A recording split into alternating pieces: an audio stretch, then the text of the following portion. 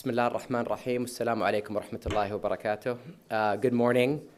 Latham & Watkins is honored to sponsor Al-Tumuh event for the third time, and I'm particularly enthusiastic about this event. Not only is it, as Farah said, a more intimate event, which will give us an opportunity for meaningful engagement, but we also have the privilege of being at one of the world's oldest and most prestigious universities. I took a walk around the town this morning, and I was really awestruck by the realization that some of the world's greatest thinkers spent their formative years here. People like John Locke, Thomas Hobbes, Adam Smith, Albert Einstein, dozens of Nobel laureates, and other great minds. This is a place for thinking. This is a place for reflecting on the past, and this is a place for anticipating the future. I personally cannot think of a better place to hold this retreat. So what do we want to accomplish during the next 2 days? I genuinely don't know, and I think that's okay. Tumuh members tend to be type A personalities, the type of people that like to make checklists and to-do lists, the type of people that like to write down their goals and know what they want for every situation. If that's who you are, I think that's great. Then you probably already have a list of objectives for this retreat. I don't. And I'm here to tell those of you who are like me that sometimes it's okay to walk into a room without knowing where the exit is. It's okay not to have everything planned. While I don't know what we should try to accomplish over the next 2 days, I do have some thoughts on how we should approach the next 2 days to maximize the 2 days that we have here. In my mind, we have to do 3 things. We need to stop, we need to reflect, i.e. look back, and we need to anticipate, i.e. look to the future. Stop, reflect, anticipate. Let's take each one of those in turn. First, stop. Each one of us is inundated on a daily basis with noise and static. We get hundreds of emails, text messages, WhatsApp messages, phone calls, social media messages and alerts, news alerts, you name it. It's hard to think when our day is full of distractions and interruptions. In fact, a common refrain when I talk to my colleagues is that they tell me something to the effect of, I worked 14 hours today and I got nothing done. There are just too many distractions. Rudyard Kipling famously advised in one of his most well-known poems to fill the unforgiving minute with 60 seconds of distance run.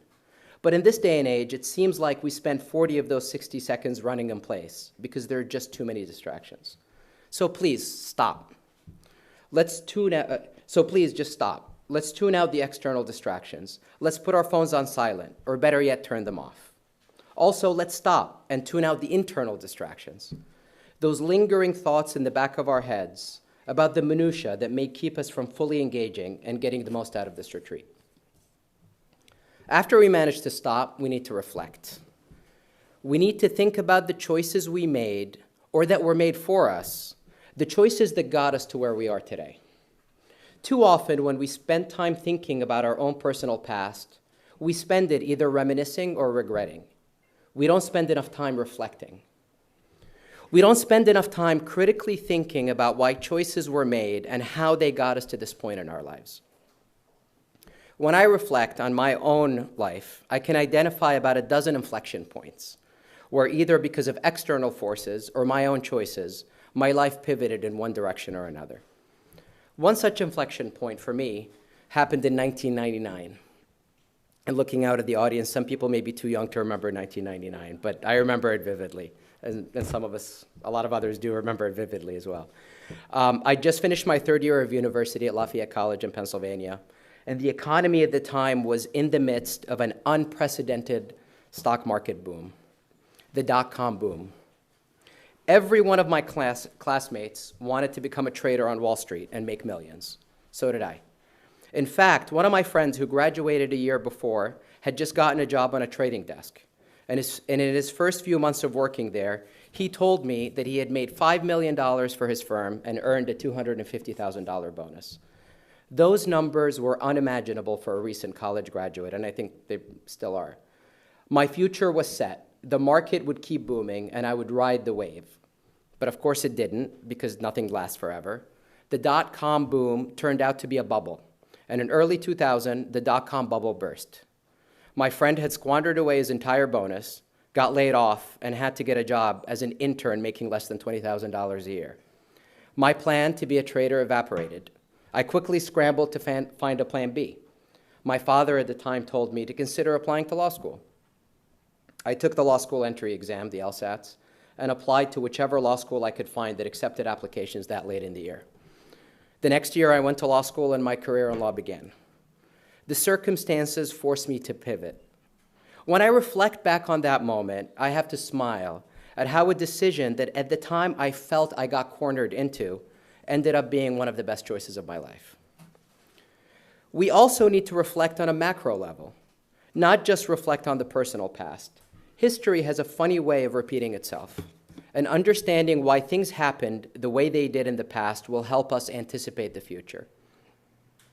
After we manage to stop, after we manage to reflect, we need to anticipate. We live in a world of radical change. Technological innovation has altered every aspect of our lives.